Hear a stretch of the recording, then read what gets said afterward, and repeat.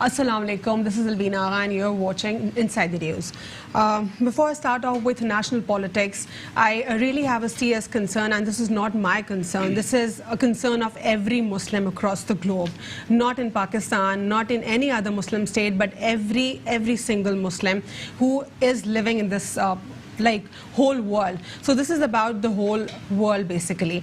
How Muslims are suppressed across the globe. This actually happened after 9/11. Unfortunately, we all are facing this Islamophobia terminology, and we're getting affected by this phenomenon at some point.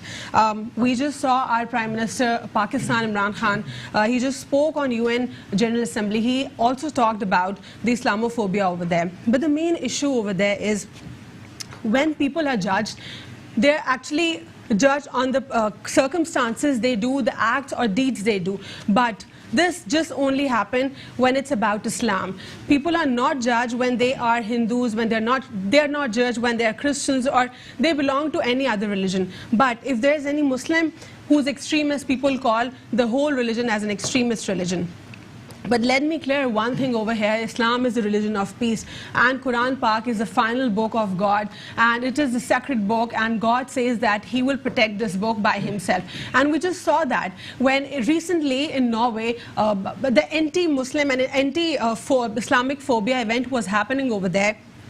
We just saw thousands of Muslims were standing over there, and that stupid, insane person, that ridiculous person who was actually burning Quran Pak over there in front of people, a young man with the name of Rashid or Rashid, whatever his name is, because his name was viral a couple of days ago, like with Umar and then Ilyas as well. But recently we find out his name is Rashid. So a big round of applause for him, salute for him that he protected Quran Pak. So this is a message for every single person who's watching out. This is a message for European countries that when we respect your sacred books, you guys are also supposed to respect us. You guys cannot defame our book. You cannot just hurt us like this. This is literally about every single Muslim in this world. Now, moving on towards a national news.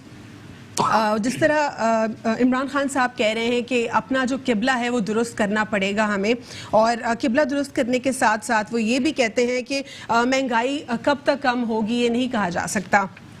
साथ ही साथ जो कुछ positive economic indicators हैं वो तो वाकई positive दिखाई दे रहे हैं, जिस तरह जो फॉरेन इन्वेस्टमेंट्स हैं वो हमारे पास मौजूद हैं, लेकिन फॉरेन इन्वेस्टमेंट के होने के बावजूद भी जो है हमारे पास कुछ इन्फ्लेशन में कमी नहीं आ रही है। साथ ही साथ अगर हम बात करें जो सिराजुल हक साहब हैं, वो कहते हैं कि आसिफ जरदारी साहब जो हैं वो ज़रा मजबूत हैं इसीलिए वो नहीं गए जिस तरह नवाज शरीफ साहब चले गए हैं, और इसके साथ साथ उन्होंने जो है ओवरऑल इसी स्टांस के ऊपर भी बात किया जो पॉलिटिकल इंस्टेबिलिटी का है।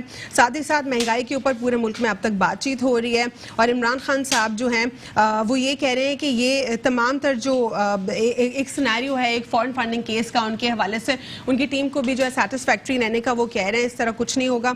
इन तमाम तर मौज़ूआत आज के प्रोग्राम में बात करेंगे। हमारे साथ मौजूद हैं senior leader from MQM Pakistan Sheikh Salahuddin sahab, और हमारे साथ मौजूद हैं नदीम बाकी मौलवी साहब जो कि तज्ज़ियाकार हैं, और हमारे साथ प्रोग्राम में मौजूद हैं डॉक्टर सुराब सरकी साहब MPA पाकिस्तान पीपल्स पार्टी। आप सबको प्रोग्राम में फॉर्मली वेलकम करते हैं। सो सबसे पहले तो जो नॉर्वे में जो एक इंसिडेंट हुआ उसके ऊपर एक आपसे मैं वर्डिक्ट जानना चाहूँगी।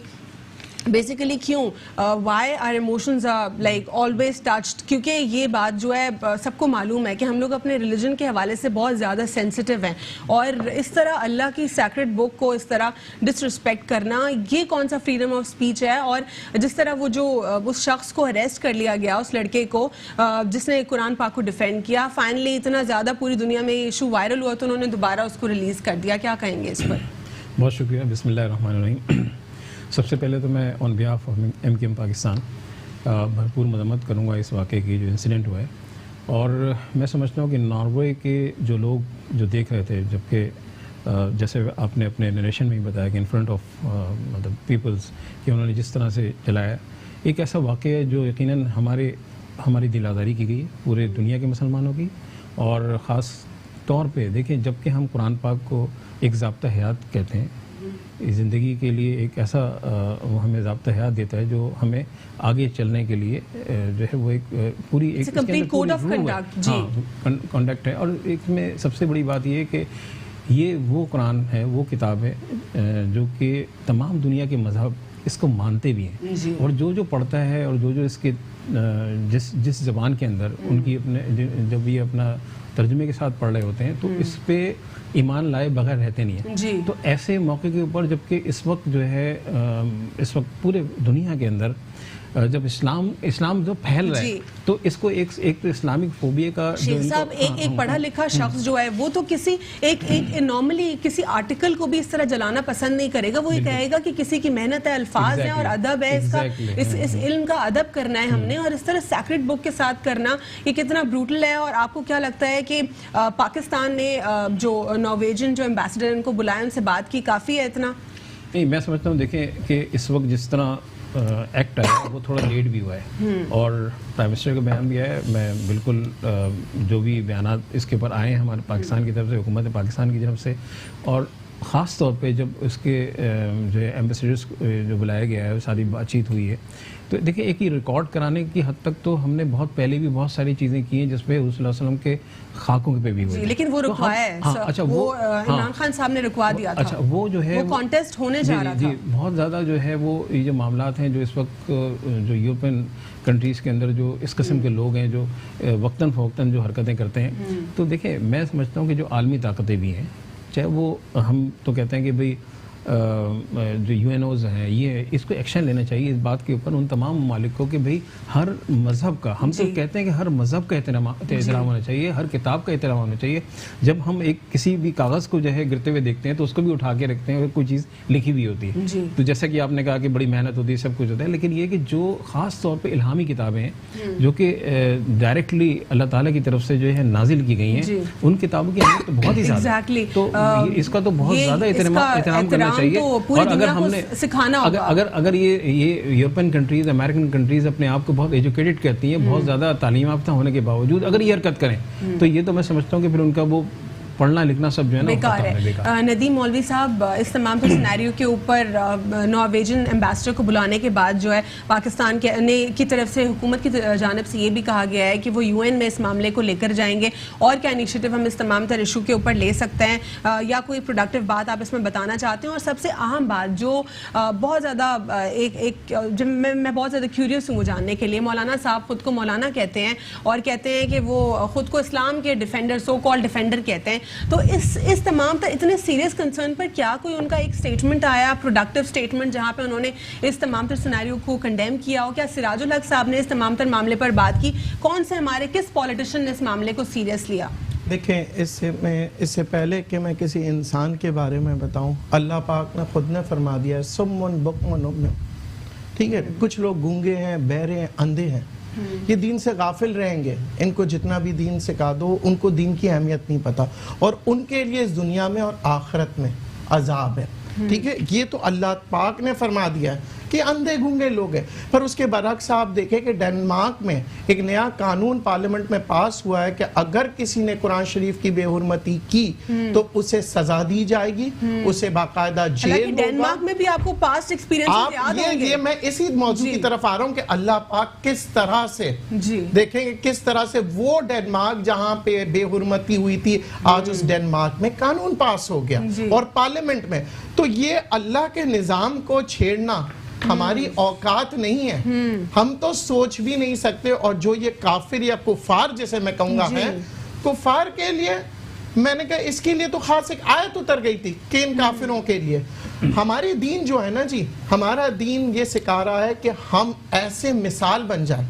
देखिए, हम ऐसे मिसाल बन जाएं कि वो हमारी दीन की तरफ आ जाएं जी। तो हमें यहाँ पे बयानबाजी से ज्यादा हमें ऐसे अमल करने चाहिए ताकि जितने भी जो काफिर हैं वो कुरान शरीफ को पढ़ने लगे। लेकिन नदीम मौलवी साहब, ये आपका बिल्कुल आई एग्री विद दैट, इस स्टांस के साथ, लेकिन आपको नहीं लगता कि ये तमाम तरह पॉलिटिशियंस खुद को फिर कैसे जस्टिफाई करेंगे, स्पेशली वो जो कि इस्लाम को कैश कर रहे हैं? एक सिचुएशन उन्होंने ये बनाई हुई है कि वो तो इस्लाम के डिफेंडर हैं, देखिए हर कोई बयान देगा, कोई तोड़फोड़ करेगा, कोई जलाओ घेराव करेगा। जो दीन की गहराइयों में, जो कुरान शरीफ की तफसील में जाने के लिए बहुत कम लोग जाएंगे। उसके अंदर यह मोहब्बत का पैगाम, दीन को आप कहते हैं ना फैलाना है, तो उनको बताइए कि आपका दीन क्या कहता है। देखिए अगर आपने ये बेहुरमती की है तो मैं आपके किसी रिश्तेदार को या आपके मोहल्ले वाले को या आपके शहरी को बुरा नहीं कह सकता। ये इंडिविजुअल फेल है एक इंसान का, ठीक है।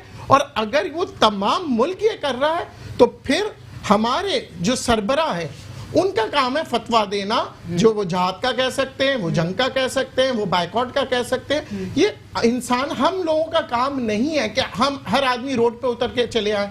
ठीक है जी। My question is very simple Nadeem साहब, लेकिन वो तमाम तरह इश्यूज तो ठीक है, वो एक स्टेट लेवल के ऊपर होते हैं, लेकिन ये एक इम्पैक्ट डालते हैं जब हम किसी भी इशू के ऊपर बात करते हैं। तो तमाम तरह पॉलिटिकल लीडर्स किसी भी पार्टी से हों, उन्होंने क्यों इसके ऊपर बात नहीं की, क्यों इसको हाईलाइट नहीं किया? देखिए बात यह है कि हाईलाइट करने से बहुत सी चीजें आप नहीं समझ रहे हैं। हमें आवाम को देख के करना है, हमें यहाँ पे आग बढ़ानी नहीं है। जैसे कहते हैं ना, आग नहीं लगानी है। हम मुसलमान लोग हैं, हम आग बुझाने वाले लोगों में से हैं। आन पड़ा के आप एक बयान दे दे, मैं एक बयान दे दूं, सिराजुल हक एक दे दे, इमरान खान। जस्टिफाइबल के सिराजुल हक साहब का या फिर मौलाना साहब का एक भी बयान नहीं आया। सरकी साहब आप इस पे क्या कहेंगे? या फिर पीपल्स पार्टी की बात कर लेते हैं। पीपल्स पार्टी की लीडरशिप ने किसने इस इशू को सीरियस लिया? क्या अपने मामलात की वजह से पॉलिटिकल पार्टीज ने इस मामले को सीरियस नहीं लिया? क्योंकि ये तो बहुत बड़ा मामला है। बहुत शुक्रिया। बात यह है कि आपने जिस तरह शुरू में बता दिया पूरी दुनिया को इंग्लिश में बात करके, और जो हमारे मुसलमानों के जज्बात हैं उनकी आपने अच्छी नुमाइंदगी की। अब उसमें तो कोई मेरे ख्याल में किसी पार्टी या मौलवी, कोई मौलवी तो ठेकेदार नहीं है। हर जितने भी लोग हैं, इंडिविजुअल हैं या पार्टी है, पार्टी की तरफ से भी आना चाहिए। मेरे ख्याल में आया होगा, खुद मुझे अंदाज़ा नहीं है क्योंकि ये रिसेंट वाक़या हुआ है, लेकिन ये है कि बहुत सीरियस हुआ है। और ये मेरे ख्याल में ये आजमाते हैं मुसलमानों को इस तरह की हरकतें करके कि मुसलमान जाग रहे हैं और बड़ी तेजी से पूरी दुनिया कहते हैं हम एक्सट्रीमिस्ट है। पेशेंस तो आपके अंदर नहीं है, उनके अंदर पेशेंस नहीं है और इस तरह की हरकतें करते हैं। आप ये देखें कि पूरे इस्लाम तो हमें सब मजहब की इज्जत सिखाता है, और जितनी जिस तरह आसमानी किताबें उनकी, हम तो उनके मानने वाले हैं, आपको भी पता है। तो इस तरह की हरकतें करना, ये 9/11 के बाद इस तरह का जो प्रोपेगेंडा हुआ है पूरे वर्ल्ड वाइड, तो इस तरह की सूरत हाल पैदा होती है। और मैं ये समझता हूँ कि ये कुछ लोग ऐसे होते हैं जो जहनी मरीज भी होते हैं। आपको पता है कि अमेरिका के अंदर जाकर घुस जाते हैं, स्कूल के अंदर, यूनिवर्सिटीज के अंदर, पता नहीं कि 100 के बच्चों को मार देते हैं। बिल्कुल मौलवी साहब ने बिल्कुल सही कहा। उन्होंने ये कहा कि अब वो हमें जज्बात करके हम अपने अमला को जिस तरह यहाँ पर नुकसान पहुँचाते हैं, जो इस्लाम की यहाँ पर ठेकेदारी करते हैं, फिर आपको पता है कि यहाँ पर जलाओ घेराओ अपनी चीज़ों को हम नुकसान पहुँचाते हैं, बैंकों को या स्ट्रीट लाइट्स को। नहीं, अपने आप को हम क्यों तकलीफ पहुंचाएं? तो बहुत ही गलत मेजर है ये। पास में हमने देखा ऐसा होता रहा। अगर पाकिस्तान गवर्नमेंट ने ये टेकअप किया है तो अच्छी बात है, उनको टेकअप करना चाहिए। इस वक्त सबसे ज्यादा जो जिम्मेदारी है, अगर कोई भी मतलब पूरी दुनिया के अंदर, वो हुकूमत की अल्टीमेटली उनकी होती है। उनकी जो है वो आवाज़ भी सुनी जाएगी। जिस तरह आपने बताया कि उनके सफ़ीर को बुलाकर उन्होंने कंसर्न भी जाहिर किया है, तो उनकी ज़्यादा जिम्मेदारी होनी चाहिए, वो आवाज़ भी पहुंचेगी। बाकी इंडिविजुअली जाहिर है पूरी दुनिया के जितने भी मुसलमान, सब ने इनको कंडेम किया है और कर भी रहे हैं। और आपने ये भी देखा उसका जो रिएक्शन वहाँ पर नॉर्वे में देखा कि रोडों पे हजारों की तादाद में लोग कुरान पाक पढ़ रहे हैं, वो हो रही हैं, आप देख रही हैं फेसबुक पे।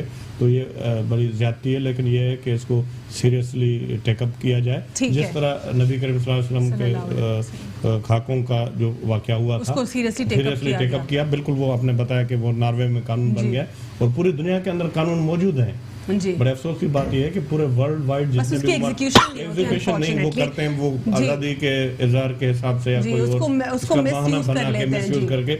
और दूसरा ये है कि वो जिस तरह हमारे सलाउद्दीन साहब ने भी कहा, भाई ने, कि वो इस्लाम क्योंकि बड़ी तेजी से फैल रहा है, वो उनसे हजम नहीं हो रहा है। एग्जैक्टली। डॉक्टर सरकी साहब, coming to the opposition stance at the moment, opposition जमातें सारी वन प्लेटफॉर्म पर दिखाई दे रही हैं, और जो जिस तरह मौलाना साहब हैं उनके मशवरे के मुताबिक जो है APC में शिरकत का बिलावल साहब ने कह दिया है, लेकिन मरियम ने जो है रिफ्यूज़ कर दिया है। क्या वजह लगती है आपको मरियम मरियम के रिफ्यूज़ करने की, क्योंकि पासपोर्ट वापस मांगने की भी कोर्ट से कहा जा रहा है, तो क्या वो भी बाहर चली जाएंगी या क्या मामला है, या वो सीरियस अब नहीं है, वो अपने कंसर्न्स या अपने मामलात को हैंडल करना चाहते हैं इस वक्त? देखो, मैं आपको बिल्कुल स्ट्रेट फॉरवर्ड फ्रेंकली मतलब मैं आपको बताऊं कि पाकिस्तान बदकिस्मती से पाकिस्तान की पॉलिटिक्स जो मतलब शुरू से चली है जी, मतलब इमरान खान साहब जो कहते थे कि मैं बड़ी तब्दीली लेकर आया हूँ और पता नहीं क्या से क्या कर दूंगा, कुछ नहीं करने दूंगा किसी को,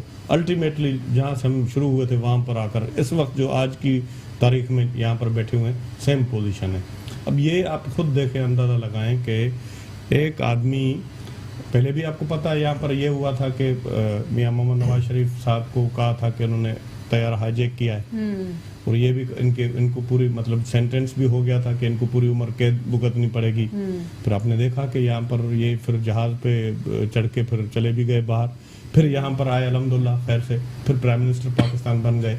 तो अब इस पे मेरे ख्याल में अभी क्या तबसरा करें, अगर ईमानदारी वाला तबसरा करें तो उस पर कोई तबसरा कर नहीं सकते। अच्छा। लेकिन जो दावे करके आए थे, जो ये कह रहे थे कि पता नहीं हम क्या से क्या कर देंगे, अगला लाहेमल क्या है इस वक्त अपोजिशन का? देखिए, अपोजिशन तो हम तो ये पहले दिन से कह रहे हैं, जब भी आते हैं किसी भी प्रोग्राम में आपको भी कहते हैं कि ये जो यहाँ पर एक ही मसला है, वो ये मसला है, वो सब कहते हैं, सियासतदानों को फिर कहते हैं कि भाई आपकी हुकूमतें रहीं, आप ये बात क्यों कहते हैं। यही एक मसला है कि यहाँ पर ईमानदारी से किसी की इंटरफेरेंस नहीं हो, ईमानदारी से इलेक्शन हो और जो ईमानदारी से पाकिस्तान के अंदर पार्टी जीत के आए, जो लोग जीत कर आए, उनको इक़्तिदार हवाले किया जाए ताकि वो जाकर लोगों की खिदमत करें। एक ही हल है। बाकी ये है कि आप खुद फिर इस तरह क्यों करते हैं, आप इतने मतलब एक आप प्राइम मिनिस्टर को आपने फांसी चढ़ा दिया, दूसरा प्राइम मिनिस्टर आपने इतने बड़े इल्ज़ाम लगाए और फिर इतने कहा कि आपने तैयार हाईजैक किया है, उसको इल्ज़ाम लगा के उसको सज़ा लगा दी, फिर उसको मुल्क बदर कर दिया, वही आकर फिर प्राइम मिनिस्टर पाकिस्तान भी बन जाता है। तो ये आप खुद अंदाज़ा करें, इसमें तो मतलब अगर देखा जाए तो ये अफसोस के सिवा कुछ भी नहीं किया जा सकता है। और उसमें कोई अगर बात करते हैं तो अभी खुद इनके जो वज़रा हैं उन्होंने कोई थोड़ी बहुत बात की है तो उनको पता है कि उनको फिर बुला के फिर वो भी कोर्ट पे हाजिरियां भुगत रहे हैं। अब ये मुझे इस पे तो मैं मतलब फ्रेंकली स्पीकिंग कोई तबसरा कर भी नहीं सकता हूँ, समझ में भी नहीं आ रहा है क्या सूरत हाल है। जैसे मौलाना साहब कह रहे, पहले उन्होंने धरने की बात की, प्लान ए रखा, फिर प्लान बी भी रखा, फिर बी भी वाइंड अप हो गया, अब इस वक्त कौन सा लाहेअमल है अपोजिशन का? धरने को आप छोड़ें, उसको छोड़ दें आप। तो वही जानना चाह रही हूँ कि अब लाहेअमल क्या है? इमरान खान की बात करें, इमरान खान क्या इस्तीफे का लाहेअमल है? इमरान खान की जो पॉलिसी थी या जो वो कहते थे वो उस पे वो मेरे ख्याल में शायद अब उनको भी पता पड़ गया। जो एबीसी और रहबर कमेटी के इजलास हो रहे हैं, इनमें क्या बातचीत चल रही है? उनकी जो हैसियत है ना इमरान खान की, उनको अब अपनी हैसियत का पता चल गया मेरे ख्याल में। अब भी अगर ये भड़के मारते हैं, अब भी कोई बात करते हैं तो इससे ज़्यादा मैं और क्या तबसरा कर सकता हूँ। बाकी ये है कि हम ये समझते हैं, पाकिस्तान पीपल्स पार्टी, हमारे शहीद जुल्फ़िकार अली भुट्टो ने भी ये कहा था, ताकत का सरचश्मा अवाम है। हम ये समझते हैं कि अवाम को पावर मिलनी चाहिए और वो भी ईमानदारी से, जो मतलब जीत के आते हैं उनको सही तरीके से हुकूमत करने दी जाए, इंटरफेरेंस नहीं होनी चाहिए। जो लाहेअमल है वो क्या है? कोई क्लियर नहीं दिखाई दे रहा।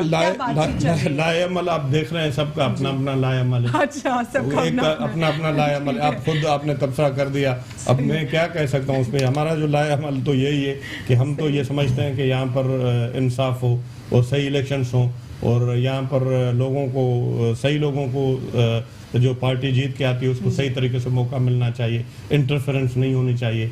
अगर इस तरह की इंटरफेरेंस नहीं होनी चाहिए। शेख साहब, इस वक्त ऑपोजिशन जमातें जो हैं, आपको क्या लगता है, क्या बिल्कुल ठीक ऑपोजिशन कर रही हैं, स्ट्रॉन्ग ऑपोजिशन के साथ सामने आ रही हैं, बिल्कुल प्रेशर बिल्टअप कर रही हैं? मैं आपसे जानना चाहूँगी एक छोटे से वक्फे के बाद। Stay with us on inside the news.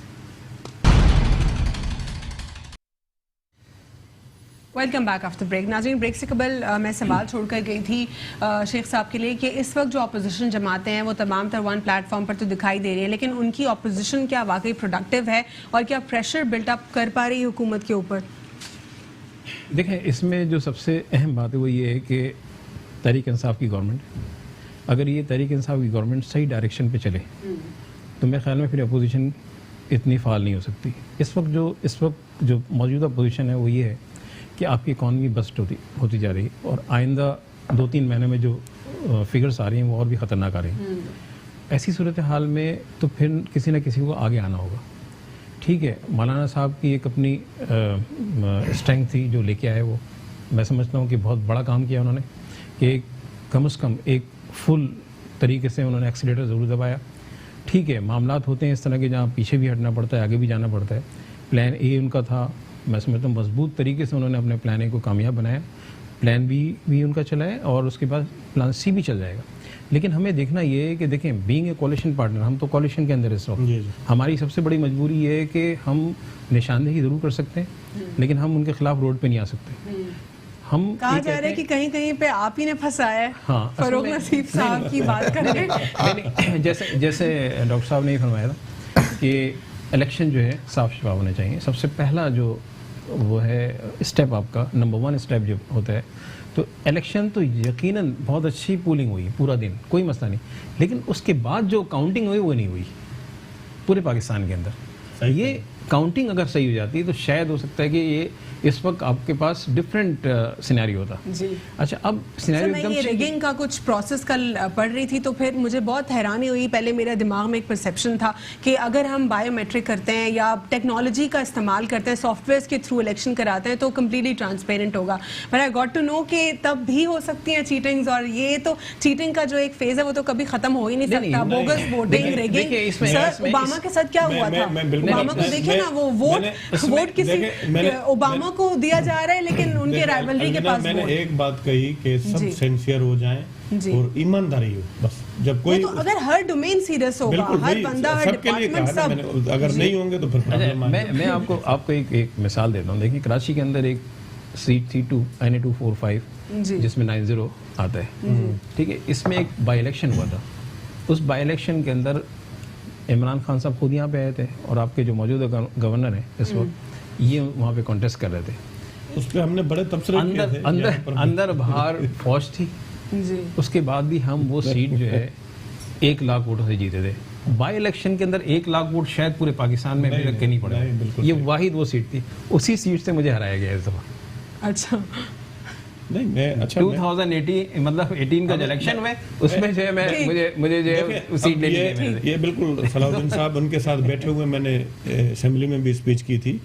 ये मतलब इसमें कोई शक नहीं है कि मतलब जिस तरह लोगों को पता भी नहीं था, कभी वो सियासत में थे ही नहीं, अगर उठा के टिकट दे दिया, वो पता चला कि शाम को रात को MP MNA बन गए। और इस वजह से असेंबलीज के अंदर भी बड़ी प्रॉब्लम आती है, टॉक शोज के अंदर भी बड़ी प्रॉब्लम। जो एक बचपन से पॉलिटिक्स में या फिर किसी पार्टी में अगर स्ट्रगल करके कोई बंदा आता है तो उसको पता होता है, उसको बात करने का पता होता है, उनको मसले मसाइल हल करने का पता होता है। इवन इन मतलब जो एक एक्सीडेंटली अचानक आ जाते हैं उनको तो कोई एक्सपीरियंस ही नहीं होता है, एक पूरी तरबियत होती है। आप प्रोग्राम जब करते हैं, जब आप यहाँ पर बैठे हुए, आपको जब तजुर्बा आस्ता आस्ता आता है तो आपकी कमांड बढ़ती है, हर चीज यहाँ पर तो आप ये देखें ना, MNA MP हमें तो डर लगता है, कब आप बुला लेते हैं तो डर लगता है कि कोई ऐसा लफ्ज बोल दें या कोई यहाँ पर, क्योंकि एक ऑब्वियसली एक जिम्मेदारी है, हमारी एक हिस्ट्री है, पूरा बैकग्राउंड है फोर फादर से, तो ये बड़ा डर सा लगता है। ये अगर ट्रेंड हमारी MQM के साथ रही है और आप यहाँ पर बड़ी आपस में अपोजिशन रही है, गुत्थम गुत्ता हुए, लेकिन बिल्कुल जो एक फ्रेमवर्क है जो मतलब दिया हुआ है कॉन्स्टिट्यूशन के हिसाब से हम एक दूसरे जैसे डॉक्टर साहब कह रहे हैं ना, देखें NA254 की सीट थी ये वाली, अब जो चलिए ऑपोजिशन के रोल के ऊपर आ जाते हैं। सलाउद्दीन साहब के क्या वाकई प्रोडक्टिव ऑपोजिशन हो रही है इस वक्त या इररिलेवेंट इश्यूज के ऊपर हो रही है? देखिए, मैं इसलिए कहना चाह रहा हूँ कि जो इनकी बात करी डॉक्टर साहब का, थोड़ा सा मैं एक मिनट लूँगा। देखिए, NA254 पे जिसको इन्होंने जितवाया वो ऐसा आदमी है, ऐसा शख्स, उसका नाम जो है असलम सिंगापुरी, और वो क्रिमिनल और इश्तिहारी मुल्ज़िम है, ठीक है ना। उसकी मैंने सारी चीज़ें जो उसकी कोर्ट की जो कस्टम कोर्ट का जो ये मुजरिम है, उसने उसका जो है वो डॉर्मेंट फाइल के अंदर रखा हुआ है, वो चीज़ मैंने 20 साल पहले की निकाल के दी। अच्छा। लेकिन अब तहरीक इंसाफ को चाहिए था कि अब अगर वो इंसाफ करते हैं, देखते हैं ना, ट्रायल होगा, कह रहे हैं ट्रायल होगा, सबका ट्रायल हो रहा है, लेकिन अलविना ट्रायल की बात नहीं की थी। यहाँ पे क्या हो रहा है, ये फैसले रोके हुए। नहीं, मेरी बात, इन्होंने देखिए, मैं आपको बताऊं, इन्होंने ये ट्रायल तो हमारा ये पुराना था कि भाई ये कॉन्स्टिट्यूशन में ट्रायल है। इन्होंने कहा था जहां पर भी प्रॉब्लम होगी हम वहां पर हल्का खोल देंगे, ये कर देंगे, वो कर देंगे। अगर जेन्युइन प्रॉब्लम है और यहाँ पर अगर मदीने की रियासत है, सलाउद्दीन भाई मुझे ये बता रहे हैं, मुझे पता नहीं, इसका अंदाजा नहीं है, तो मेरे ख्याल में पीटीआई को इसका नोटिस लेना चाहिए। ये ऑलरेडी है, उनकी पोजीशन खतरे में है। नहीं, ये समझ लें कि सारा इसके हो चुका है, लेकिन रुके हुए हैं। मतलब यहाँ पर डिसीजंस जो हैं वो रुके हुए हैं। देखिए ये मैं समझता हूँ कि अदलिया को भी क्यों रुकते हैं ये फिर माजरत के साथ? देखें इलेक्शन एक्ट 2017 ये कहता है कि आप जो भी फैसले इलेक्शन के इलेक्शन ट्रिब्यूनल के 120 डेज के अंदर फैसले करने। अब 1.25 साल हो गया है, अब ये 1.25 साल हो गया। देखिए मौलाना साहब को आने का मौका नहीं मिलता। अगर ये मौलाना साहब की बात भी सुन लेते 120 डेज अगर ये ट्रिब्यूनल के फैसले शुरू हो जाते तो ये जरूरत नहीं पड़ती। देखिए मैंने कहा ना, डायरेक्शन अगर गलत हो जाएगी सर, ये क्या एग्जीक्यूशन नहीं हो पाती, या फिर ये ओवरऑल जुडिशियल सिस्टम में भी कुछ? देखिए ये काम इलेक्शन कमीशन ऑफ पाकिस्तान का होता है कि ये चीजें इसको जो है वक्त पे टाइमिंग जो है वो बहुत इंपॉर्टेंट होते हैं। इलेक्शन कर लें, अदरवाइज ये होता है कि 4 साल 4.5 साल लगा देते हैं, उसके बाद पता चलता है टेन्योर खत्म हो गया, टेन्योर के बाद भी फैसले आए टेन्योर के बाद भी।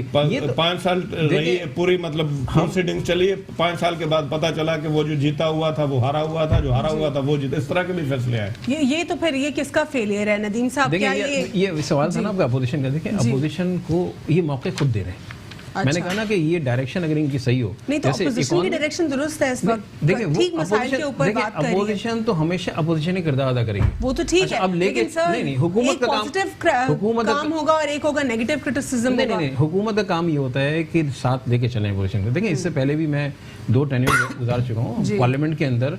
विदाउट अपोजिशन आप नहीं चल सकते, विदाउट आपने अपोजिशन के साथ बैठ, ये तो कंटेनर की सियासत कर रहे हैं। आज भी सियासत कंटेनर वाली हो रही है। मैं आती हूँ तो मैं इसको ज्यादा हमारे यहाँ मसला पता है क्या है, 70 सालों से अभी फिर इलेक्शन आएंगे, कहेंगे पीटीआई ने मौका नहीं दिया, पीपल्स पार्टी कहेगी जी पीटीआई वालों ने ये किया, पीटीआई वाले कहेंगे पीपल्स पार्टी ने ये किया। बात यह है कि अगर इनको अभी ये महसूस हो रहा है तो अभी रिजाइन दे दें। इनका एक एमएनए भी रिजाइन नहीं देगा। इनको महसूस हो रहा है ये रिजाइन दे दें, पर हमारे यहाँ ढोल पीटना है कि बच्चे के लिए, जिसे कहते हैं ना, ढोल पीट रहे हैं, मोहल्ले में झगड़े हो रहे हैं, गुत्तम गत्ती हो रही है, पर मसले का हल नहीं हो रहा। ये पीटीआई पीपल्स पार्टी का मजाक उड़ा रही है। पीपल्स पार्टी तो मौजूद है, वो भी कह रहे थे कि नहीं हम भी इस्तीफा नहीं देंगे। हमें पाकिस्तान के लिए काम करना है तो इस पार्लियामेंट के अंदर खड़े हो जाएं, और अगर इकोनॉमी सही नहीं चल रही है तो चलिए आप इकोनॉमी का प्रपोजल दें, आप दें, और अगर आपका प्रपोजल नहीं मानते तो आप रिजाइन करके उठ के चले जाएं मीडिया के सामने, ये हमारा प्रपोजल है, इससे महंगाई कम होगी। पर ये नहीं मान रहे, इसलिए हम आज से असेंबली छोड़ के जा रहे हैं, क्योंकि हम अवाम के दोस्त हैं। पर नहीं, हमें तो एमएनए की सीट भी चाहिए, हमें तो तनख्वाह भी चाहिए, हमें अपनी पार्टी की मजबूती भी चाहिए। फिर कहीं ना कहीं से एनआरओ लीजिए, कहीं से कुछ खुशामती, कुछ खते आएंगे, कुछ पैसे आएंगे, अवाम तो मरती है। हम तो वही है, फिर हम वोट देने जाएंगे, ये जब 5 साल बाद आएंगे ये हमें कहेंगे हम मजबूर थे, फिर एक जज्बाती रिश्ता ताल्लुक पैदा किया जाएगा। यहाँ पे हम सिंध में आएंगे तो हम सिंध में रोते हैं, क्योंकि मसला ये है पंजाब सिंध, हमें यूनाइटेड होकर पाकिस्तान के बारे में सोचना पड़ेगा। और जब हम असेंबलीज में जाते हैं तो हमें रोड पे जाने की क्या जरूरत है? अगर रोड पे जाना होता तो हम असेंबली के मेंबरान को क्यों लाते हैं? हम खुद रोड पे आ जाते हैं, हम असेंबली को लाते हैं कि ये मेंबरान वहां पे लड़े हमारे लिए, हमारे हुकूक के लिए लड़े, हमें प्रपोजल। लेकिन क्या हमारे हुकूक के लिए लड़ा जाता है या आपस में सिर्फ लड़ा जाता है? ये देखिए आपस में आज तक मुझे बताएं, इकोनॉमिक पॉलिसी इतनी सारी हो गई है, किसी एक ने ये कहा है कि इंटरेस्ट रेट्स पे काम किया जाए? पीपल्स पार्टी ने क्या किसी एक एमएनए ने ये कहा है कि सीपैक के अंदर आप चाइनीज लोगों को काम करने ना दें, जबकि हमारे अपने पाकिस्तानी लोग हैं? पूरे भरे भरे जहाज जाते हैं, पूरे सारे चाइनीज, पूरे अमेरिका कनाडा में। और ये ऑनर कोई, ये ऑफिशियली कोई नहीं मानता, कहते नहीं टेक्निकल। आप असेंबली में उठ के ये पुटे कि भाई चाइनीज आदमी उस वक्त तक नहीं आएगा जब तक कि पाकिस्तानी कोई आपके पास कारीगर ना हो ना, तो आप चाइना से लेके आए। आपके यहाँ कहां से बेरोजगारी खत्म होगी? आप चाइनीज भी ले आते हैं, आप कहीं और से फिलिपीन भी ले आते हैं, बांग्लादेशी भी ले आते हैं, फिर आप कहते हैं हम हुब्बुल वतन है, सीपैक बड़ा तीर मारेगा। सीपैक जरूर तीर मारेगा, पर ऐसे नहीं। डॉक्टर सुराब सुर्की साहब, इस तमाम सिनेरियो के ऊपर आपका क्या कहना है? क्या आप लोग सही सिंध में इस वक्त? मौलवी साहब मेरे भाई है, मैं इनको बताऊं, पार्लियामेंट में मैं तो 20-25 साल से हूँ सूबाई असेंबली के अंदर, कौमी असेंबली को मैं फॉलो करता हूँ इंडिविजुअली। सलाउद्दीन शेख साहब भी मेरी इस पे बात को इंडोर्स करेंगे।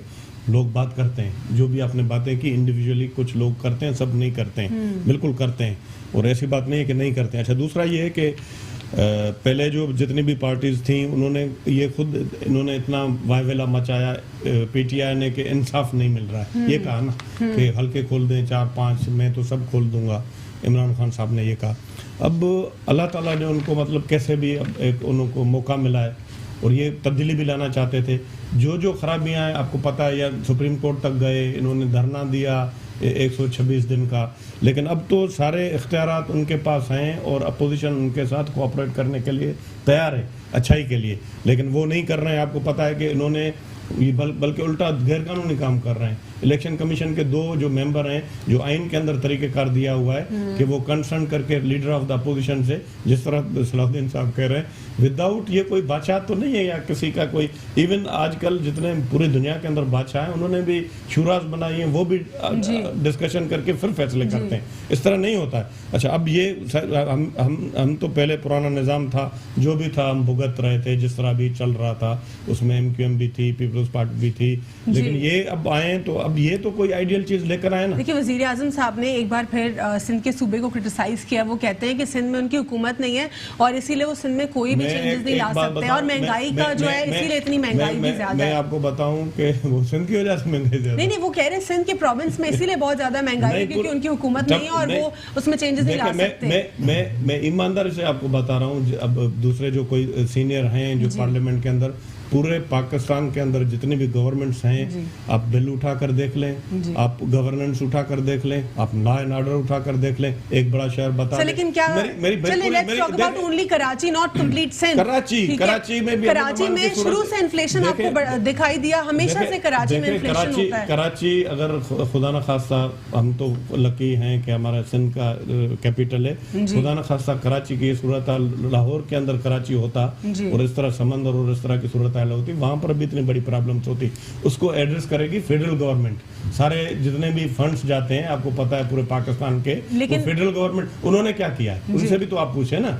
हमने तो अपनी मतलब जो भी हमारे यहाँ पर है। सरकी साहब, क्या आपको नहीं लगता कि ये प्राइस कंट्रोल अथॉरिटी डोमेन के अंडर आता है कि स्टैट्स चेक करें, क्या जो चीजों की कीमतें हैं वो करेक्टली वैसी हैं, जो एग्जैक्ट लिस्ट है, लिस्ट हर जगह लगवाना, कमिश्नर को अपना चेक एंड बैलेंस रखना, ये तमाम काम होगा तो इन्फ्लेशन क्या हमारे शहर में कम नहीं होगा, पूरे सिंध में कम नहीं होगा? आप बिल्कुल सही, मैं एग्री करता हूँ आपसे, लेकिन ये है कि मुझे आप ये बता दें कि अगर टमाटर की जो कीमत वहाँ पर लाहौर में 200 रुपए चल रही है और यहाँ पर 215 रुपए चल रही है, तो हम उसके जिम्मेदार हैं। अब बात यह है कि वहाँ से मार्केट से इनकी इकोनॉमी कल जो जब से ईरान के टमाटर आए तो 2 अलग अलग रेट्स में यहाँ पे कहा गया है कि स्टैंडर्ड, लेकिन उससे ज्यादा में ही मिल रहा है, 180 और less than 200। Through out Pakistan का मसला है, सिंध का सिर्फ मसला नहीं है। लेकिन स्टैट्स की मैं इस वक्त बात करूँ तो स्टैट्स तो आपने देखनी है ना। बात यह है कि अब जब लोग, मैं आपको बताऊं, पूरी दुनिया का एक असूल है, मिसाल के तौर पर मैं ये चीज लेकर आता हूँ 100 रुपए की, अब मुझे बताएं, मैं अगर कमिश्नर हूँ, आपको कहूँ कि भाई आप ये 50 रुपए में बेचेगा कोई?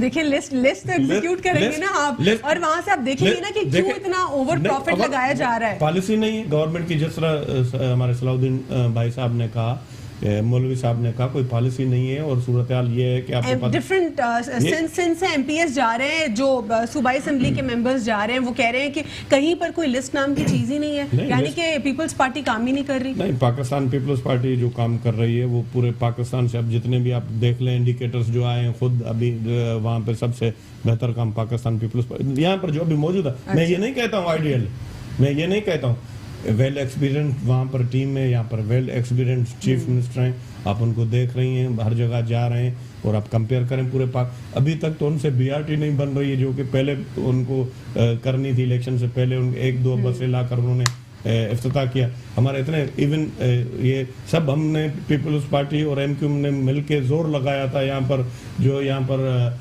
रेड लाइन और येलो लाइन, ये नवाज शरीफ से सारी स्कीमें लेकर आई थी। अब पीटीआई इतनी भारी अक्सरियत से यहाँ पर जीती है, और यहाँ पर वो तो पहले स्टेप में सबसे पहले जो जितने मरकज के सारे पैसे लगा के कम से कम ये तो कराची का मसला हल करा दें।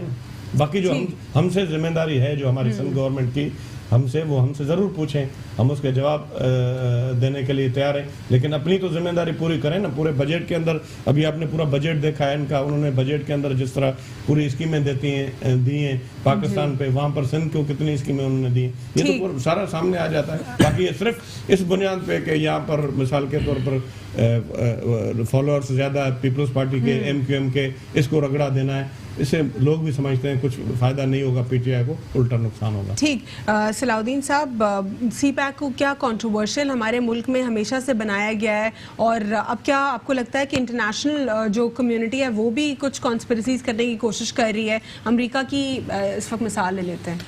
देखिए, एक तो ये कि डॉक्टर साहब ने बहुत सारी बातें की सिंध के हवाले से, उसका बहुत ज़रूरी है कि उसका भी जवाब देना चाहिए मुझे। देखिए, यकीनन माज़रत के साथ डॉक्टर साहब, नहीं बिल्कुल सर, देखिए कराची जो है biggest city of the Pakistan, population उसकी जो है मतलब इस तरह, एक तो ऐसी पॉपुलेशन है कि जो वर्टिकल भी चली गई जी। अच्छा, फिर उसके बाद ये था कि ये इन्फ्लक्स भी डेली का है, चाहे वो KPK से हो, चाहे पंजाब से हो। अच्छा, इसमें सिंध को बहुत विजिलेंस होने की ज़रूरत थी। पाकिस्तान पीपल्स पार्टी ने इस मामलात के अंदर थोड़ा सा अपनी आंखें बंद करके रखी। देखिए, जब आपको इंफ्रास्ट्रक्चर आपका तबाह हो जाएगा और तो आप कुछ भी नहीं कर सकेंगे। जो पुलिस, सिंध पुलिस तो हाथ से निकलती जा रही है। सिंध पुलिस के रोज के वाकयात हो रहे हैं, रोज। सलाउद्दीन साहब जो ये बात कर रहे हैं ना, पीपल्स पार्टी, मैं बिल्कुल एग्री करता हूं। मतलब हमने जो है ना वो हमेशा जो है ना, अच्छा, ज्यादा हमें जजबा रहा है पाकिस्तानियत का। डॉक्टर साहब, हमने जो है मैं सिर्फ इसलिए कि माजिद साहब, लेकिन डॉक्टर सराज साहब तो शरीफ आदमी, लेकिन बदकिस्मती से पीपल्स पार्टी की जितनी भी लाइन है ना, उसमें करप्शन बहुत ज़्यादा थी। देखिए, ये हम चाहते थे कि किसी तरह ये मामला थोड़े से रुकें, और ये जो ट्रांसफ़र है ना, देखिए transfer of power, empowerment of जो बात हो रही है ना पब्लिक की तरफ, उसका ये होता है कि किसी मुल्क को अगर आप देखेंगे ना, उसकी बेहतरीन उसको बड़े अच्छी जोग्राफी हालत में या बहुत अच्छी उसको डेवलपमेंट देखेंगे तो वो देखेंगे आप लोकल गवर्नमेंट से। अच्छा, हम ये चाहते थे, इनसे बहुत बात होती रही इनके बड़ों से भी, कि भाई आप जो लोकल गवर्नमेंट के काम है वो लोकल गवर्नमेंट को करने दें, आप सिंध गवर्नमेंट में काम करें, फेडरल अपना काम करें। अब होता ये कि वहाँ से जब चीज़ें आ जाती हैं तो ये नीचे जो है वो डिवॉल्व नहीं होनी।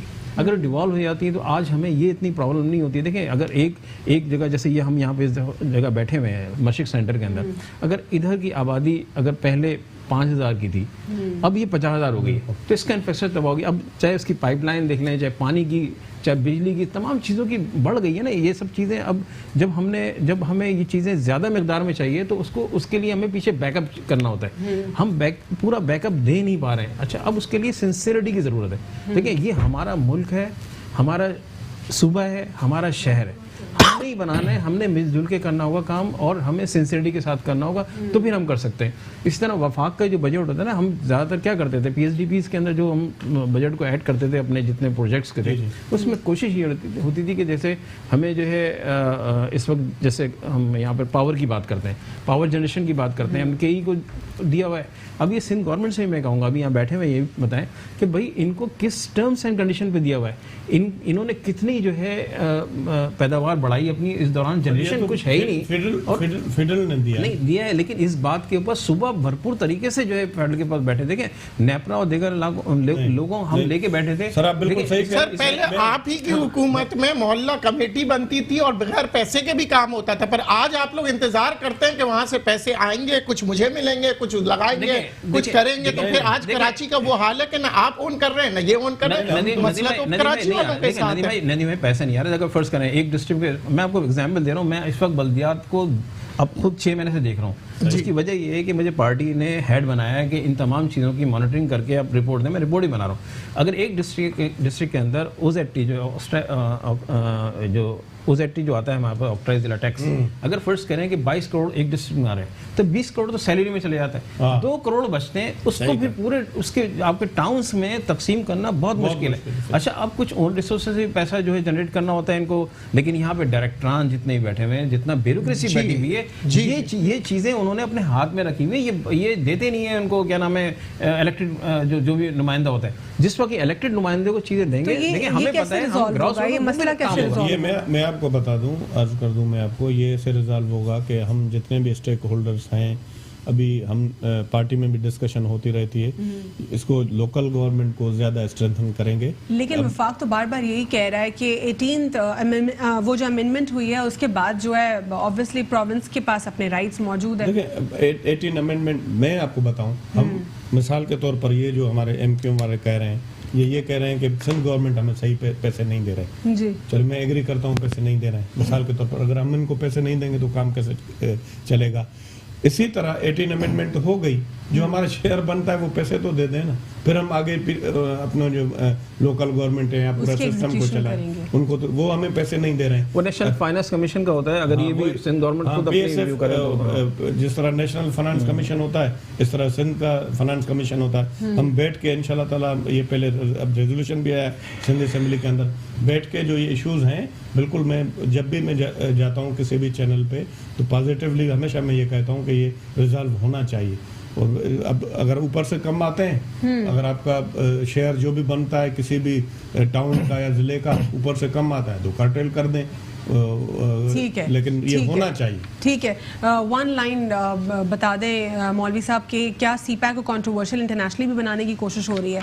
देखें, किसी भी चीज़ को कंट्रोवर्शियल नहीं बनाना चाहिए। अगर अमेरिका कोई बात कह रहा है तो उसके बारे में आप सोचें क्या चीज़ अच्छी है, क्या चीज़ बुरी है हमारे मुल्क के लिए, हमारे मुल्क के मफाद के लिए। हमें लव लेटर्स नहीं एक्सचेंज करने हैं, ना हमारा चीन मोहब्बत करना है हमने, ना अमेरिका से मोहब्बत करना है, हमें पाकिस्तान से मोहब्बत करना है। अगर जो चीज़ हमारे मुफाद में, जैसे कि मैंने अभी दोबारा अर्ज कर रहा हूँ, रिक्वेस्ट कर रहा हूँ कि प्लीज असेंबलीज में ये बात उठाएं कि पाकिस्तानी अगर कोई काम करने वाला है तो आप चीन के आदमी को अलाउ नहीं करेंगे सीपैक के किसी बड़े मंसूबे में काम करने के लिए। बहुत बहुत शुक्रिया नदीम मौलवी साहब आपका, डॉक्टर सिराज सुर्की साहब आपका प्रोग्राम में शिरकत करने के लिए, और शेख सलाउद्दीन साहब आपका भी बहुत बहुत शुक्रिया। कुछ चीज़ें कंक्लूड करते चले तो उनमें शामिल हैं ये जो रिसेंट वाक़या हुआ है नॉर्वे का, अक्रॉस द ग्लोब तमाम तर मुसलमान इसको कंडेम करते हैं, और सबसे इसमें जो बेस्ट चीज़ है वो ये है कि इस सिनारियो में पाकिस्तान ने जो है अपनी मुकम्मल मजम्मत की है, और हम इस ख़तरनाक, नापाक और गंदे